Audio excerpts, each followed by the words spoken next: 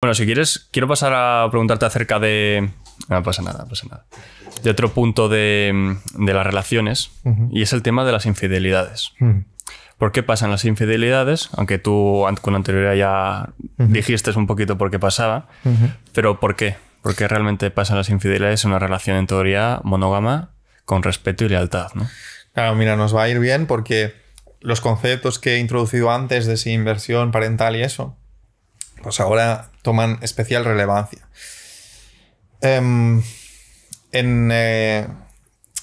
todas esas dinámicas sociales de relaciones entre hombres y mujeres, de apareamiento y todo eso, cobran especial importancia la inversión parental, que es lo que invertimos tanto a nivel fisiológico como de recursos, como todo eso. Eso no es un concepto solo aplicable a los humanos, sino que es un concepto a nivel biológico que se aplica en todas las especies que se reproducen sexualmente. Y es que, por ejemplo, la hembra de muchísimas especies, bueno, de todas las especies, suele invertir más fisiológicamente. ¿Por qué? Porque... Bueno, digo de muchas porque no me puedo atrever a decir el 100%. 100%, claro. Siempre hay casos. Siempre hay casos y a lo mejor hay alguna especie que incluso no hemos descubierto. Por ejemplo, sí.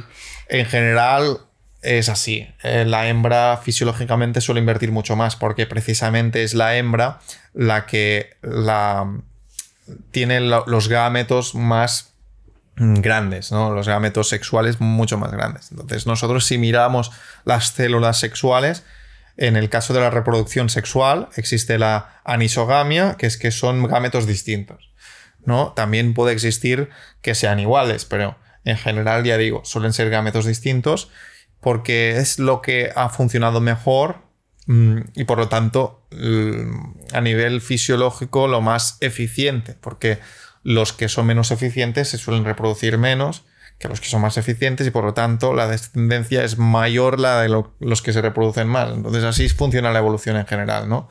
Que los que se reproducen más son los genes que van a quedar. Claro. Y los que no, pues bueno, pues en algún momento podía haber una especie que funcionase de otro modo, pero no ha funcionado, no ha podido funcionar tan bien como otras. Y las otras, pues como ha pasado con los neandertales, pues han desaparecido y las otras se lo han comido, como ha sido los Homo sapiens, que se han comido todo el mundo prácticamente, ¿no?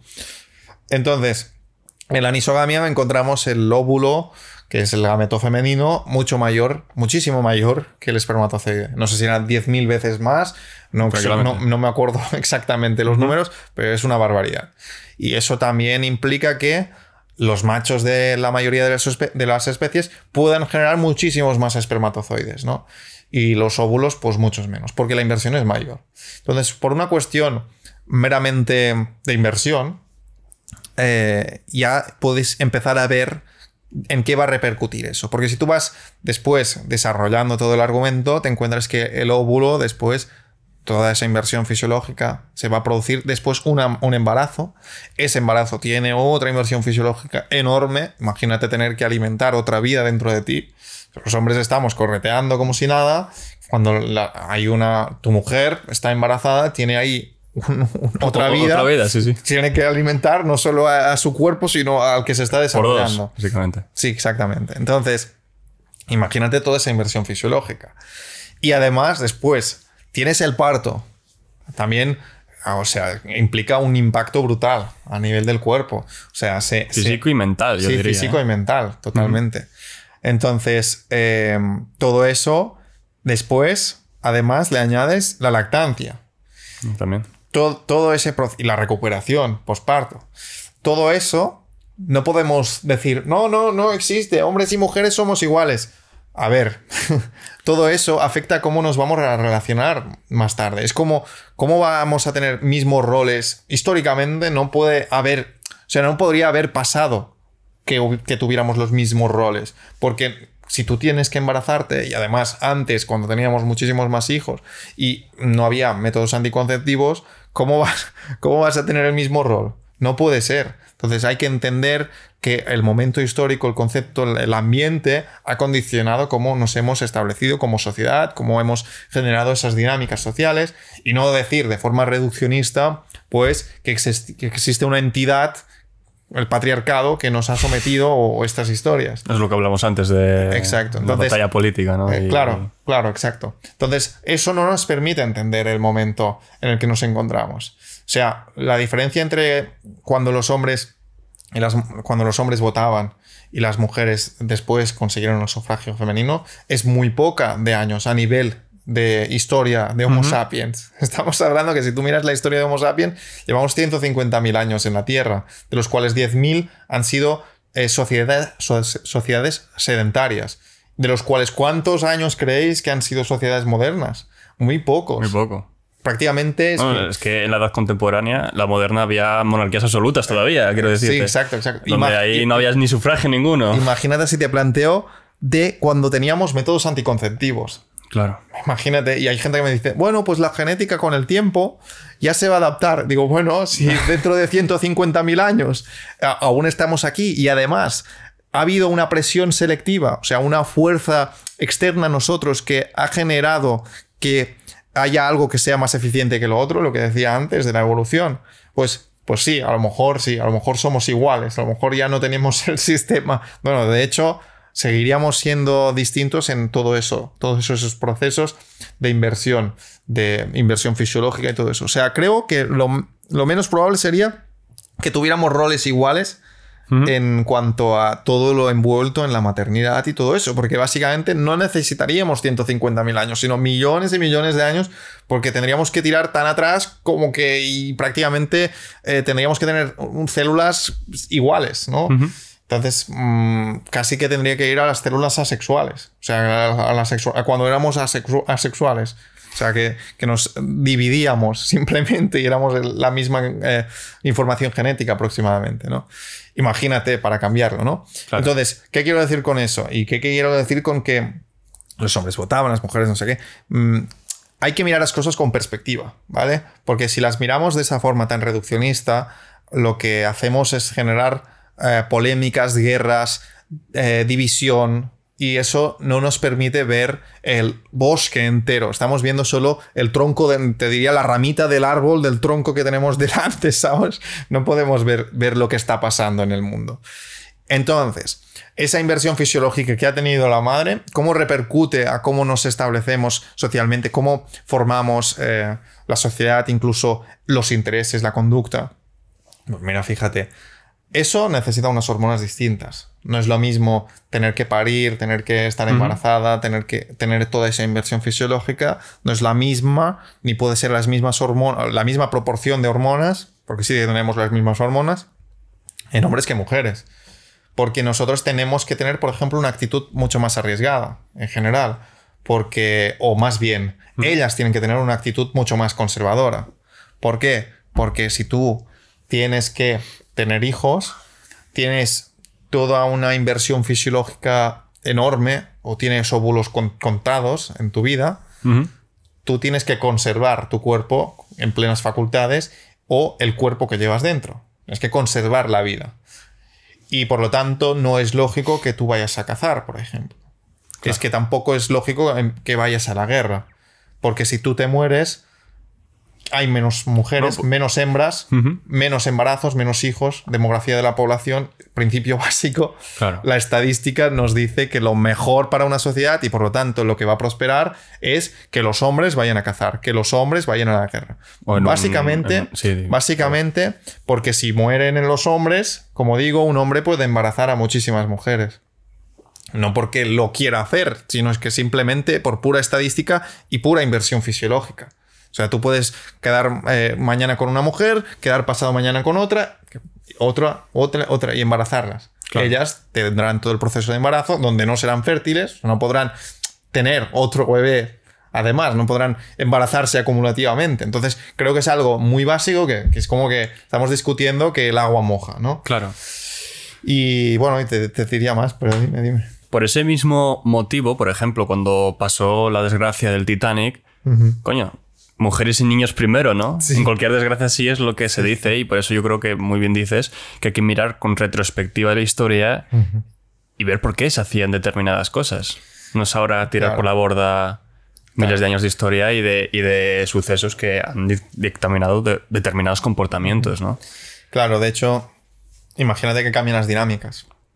Para una sociedad es contraproducente que eso suceda.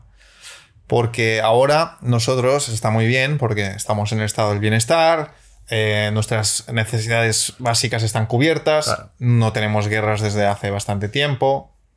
En Occidente. Sí, en general, en Occidente. Pero... Y si la guerra la hacemos, como está pasando ahora, la hacemos en otro jardín, no en el nuestro, ¿vale? Eso es lo que ha pasado en los últimos años. Pues es como empieza a triunfar ideas que no son realistas, que no están conectadas con la realidad material, la realidad... Cuanto más nos desconectamos de nuestra vida salvaje, más probable es que nos creemos ideas que no son realistas, que no están conectadas con el proceso de fabricación de una mesa, por ejemplo. Cualquier cosa, el proceso de fabricación de una mesa, si tú eres artesano y estás haciendo la mesa, tú ves todo el esfuerzo que conlleva. Tú ves que desde que cortas el árbol hasta el proceso final, tú has visto todas las etapas, sabes lo que cuesta, lo que tienes que hacer, el tiempo que has dedicado, las veces que te ha salido mal, todo el tiempo de aprendizaje que has tenido, que no solo es el momento y el tiempo que tardes en hacer la mesa, sino además el tiempo que has tardado en aprender a hacer la mesa. Cuando tú tienes una mesa y se te rompe, ¿qué vas a hacer? Si tú eres un artesano o si eres un urbanita de Barcelona que ha comprado la mesa lo más barato que ha encontrado en el Decathlon. Claro, lo más probable es que tú no valores esa mesa igual. Claro. Y que si se te rompe la mesa y tú te la has currado durante muchísimas horas o incluso la has reparado porque tenías esa habilidad para hacerlo, lo más probable es que vigiles más y si se te rompe, la arregles. Entonces, ahí es importante entenderlo porque la persona que está conectada con ese proceso, desde el principio a fin, entiende el valor de eso. Si tú no entiendes el valor de eso, lo más probable es que te crees ideas que no son realistas. ¿Por qué? Porque te pueden vender que esa mesa ha sido hecha en un día. Que te pueden vender que ha sido hecha en China y te la llevaron ayer y se hizo en 2 días, por ejemplo. Te pueden vender lo que les dé la gana. Te pueden vender que esa mesa incluso podrían venderte que es de plástico. Porque hoy en día hay acabados increíbles, ¿no? Cuanto más desconectado estás de todo ese proceso, más fácil es que te vendan una idea, una ideología, una idea parcial. En cambio, si tú estás conectado con una vida, y no te diré que te vayas a ser cazador-recolector, ¿vale? Pero que sepas el valor de la vida, por ejemplo, nada, simplemente tener gallinas. Tú tienes gallinas y desde que nace hasta que muere, tú valoras toda esa vida y estás conectado con la muerte, con lo cual todo ese proceso vital lo ves de otra forma. Y no puedes creer en que, por ejemplo, en la eutanasia fácilmente. Es más difícil que creas en eso. Porque el instinto de supervivencia con el que estás más conectado, porque estás en una situación más salvaje, aunque no salvaje, pero estás más conectado que viviendo en una ciudad, es más probable que no estés de acuerdo o que no seas tan... te diría incluso...